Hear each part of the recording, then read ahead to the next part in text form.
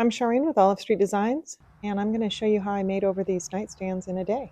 I found these on Facebook Marketplace for $50. They actually had a strange description and not very nice pictures, so they were sitting for a little bit. I can't believe I snagged these because they're actually very nice nightstands.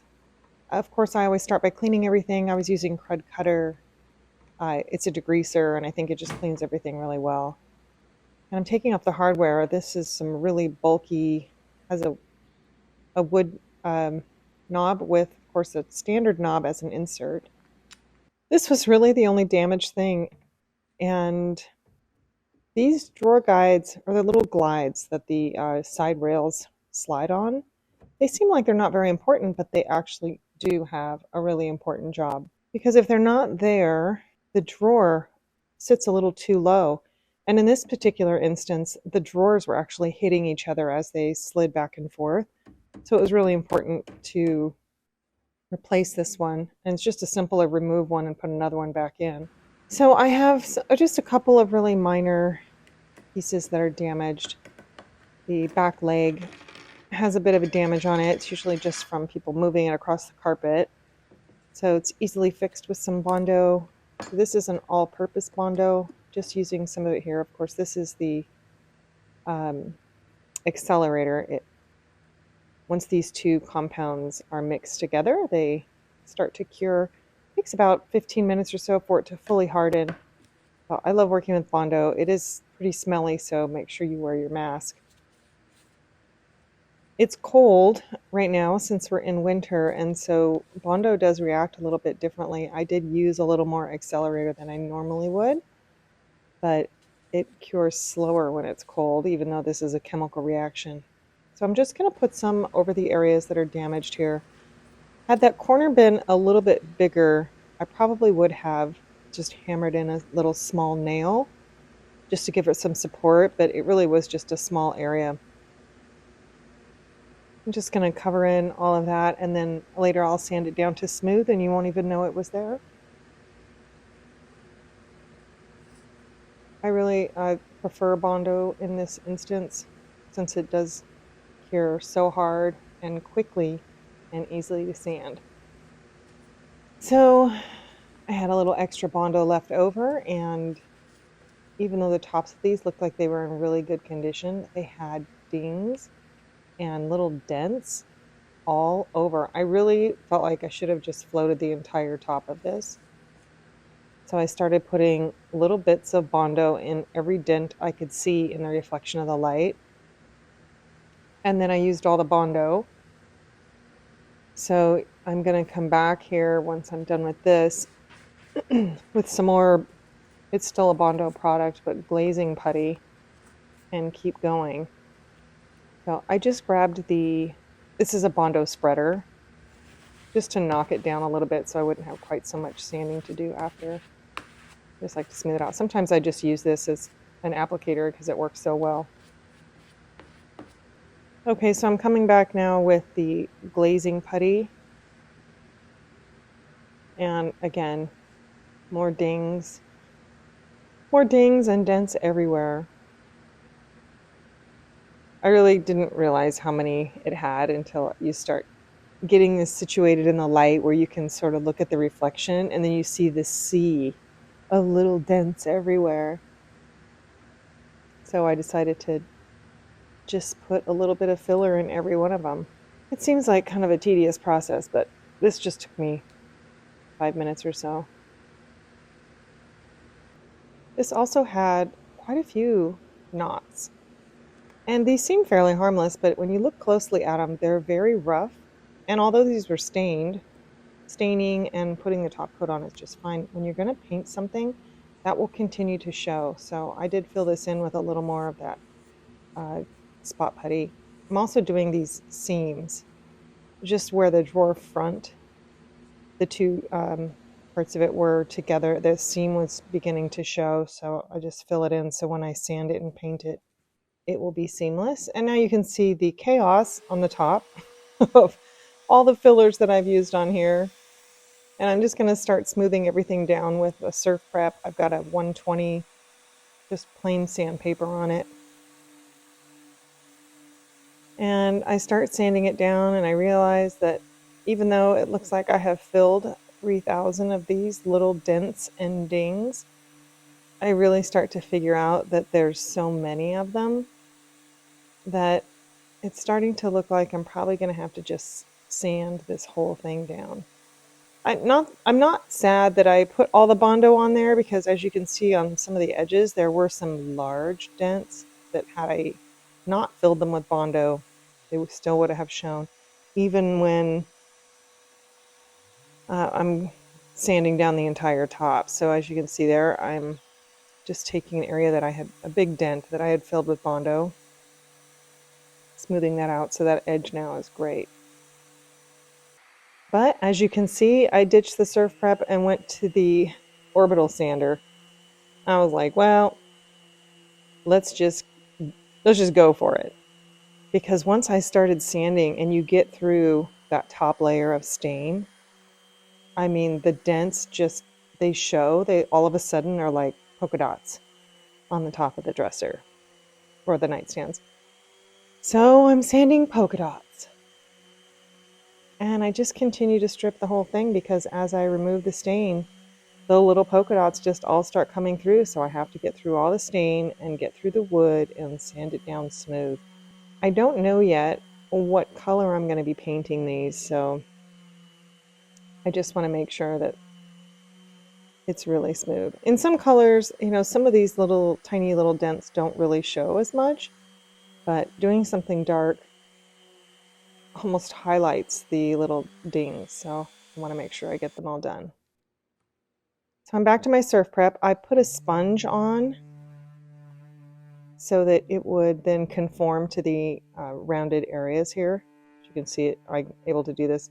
You wouldn't be able to do this with an orbital or a flat palm sander, because it would make just a flat edge along that rounded area. So the surf prep really is ideal for this. Of course, if you don't have a surf prep, you can certainly just do this by hand with some type of a sanding sponge. I do that all the time too. Sometimes if I don't have a large area to do, I will still just do it by hand, but the surf prep makes quick work of anything round.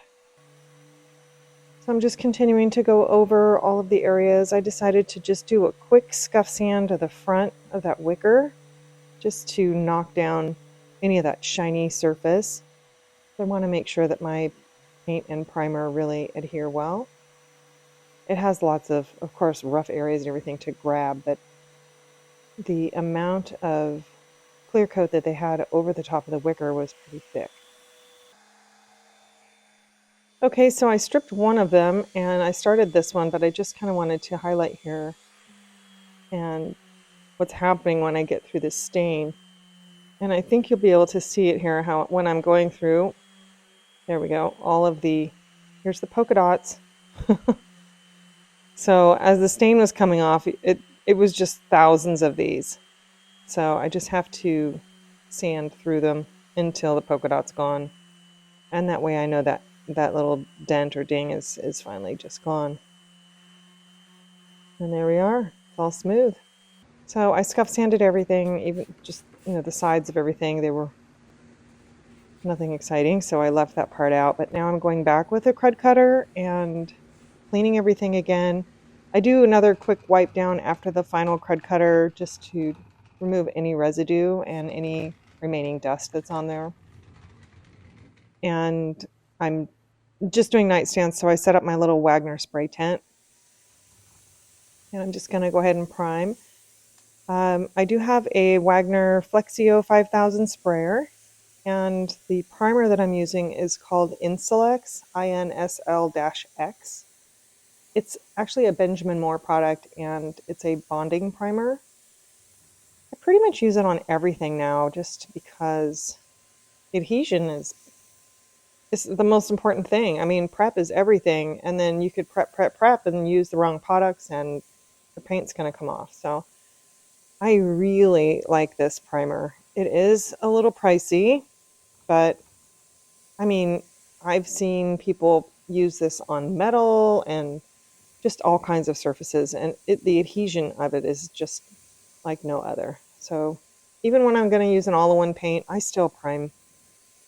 I I like primer, and what I like most about primer is that it makes any little flaws or anything that you can't see when there's a stained piece that's so dark, it just makes them pop out. You can see seams that you need to caulk. You can see any little dents that you may have missed. Primer really, I mean, it highlights all of those. Of course, its main job is with adhesion for the paint and coverage. So I have taken this all the way down to bare wood. Of course, I have to prime it because I wouldn't want to just put paint right on top of the wood. Even though an all-in-one paint does have primer in it, I just am most comfortable just going the extra step and going ahead and putting this particular bonding primer on every piece that I do. I do take it to the paint store. I can buy it at my local paint store, and I have them tint it. I just think the coverage is a little bit better with a tinted primer. So I'm just taking my time here going over that wicker area because I want to make sure and get every little crevice and get that all in there. I really like this layer though. I probably think priming is one of my favorite things to do, of course. It's the first thing that covers up all of the craziness. These pieces sometimes just look crazy once we get done with all the prep. And this just makes it all one uniform color, and we're getting ready for the funnest part, which of course is putting paint on. I still don't know at this point what color I want to do these in.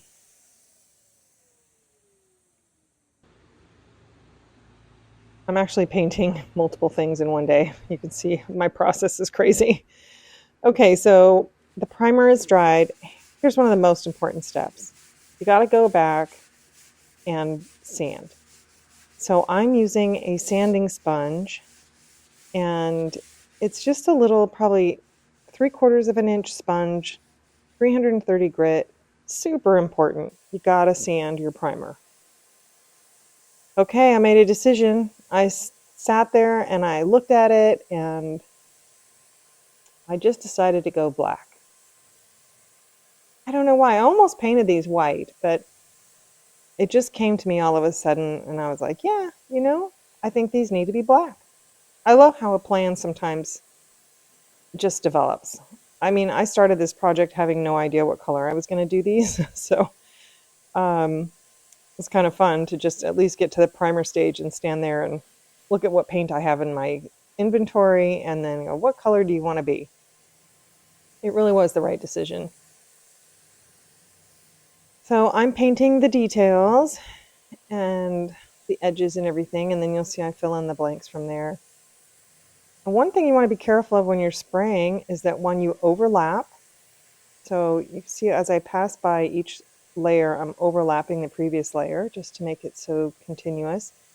The other thing I'm doing as I get to the edge, especially since I have painted down the sides, is I'm releasing the trigger. Because otherwise you're passing over an area that you've already just painted that's not dry, and that would then have 2 layers of paint. And it can sometimes set you up so your edges may have too much paint and you'll get drips. So and I really don't need to go down the sides and do that and then fill in the middle, but it's just how I've always done it, and I'm comfortable doing it that way. I like to make sure that the edges and the sides and stuff get painted, so I do that first and then go down the center, but releasing the trigger on each side just so you don't paint over the edges twice. So there it is, the first coat of black. Now I'm just going to do the other one. I do the same process, painting the feet, and I'm also on that, especially on that top layer, I tilt my sprayer so that I can get that edge underneath the top. Sometimes I even lay these down so that if this had a really big lip that was sticking out or the top was sticking out, I would probably lay it down just so you can get up underneath it.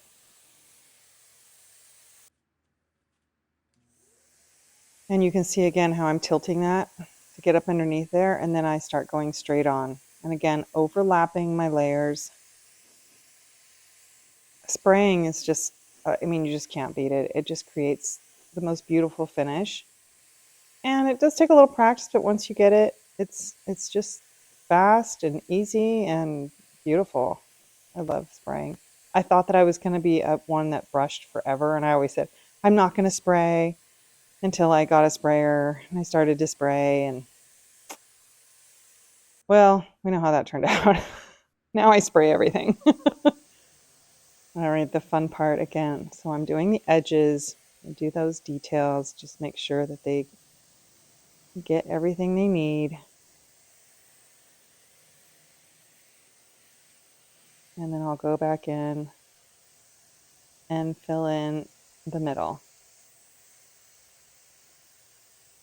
Yeah, you probably can't even tell that I'm releasing that trigger, but I do that on each side. If I have a piece that's just straight flat across that I'm not, going down the sides to do those details, I'll actually just go all the way to the edge and back and forth and back and forth, and not even release the trigger because I'm not going over anything twice. But in this particular case, I am. Almost done painting.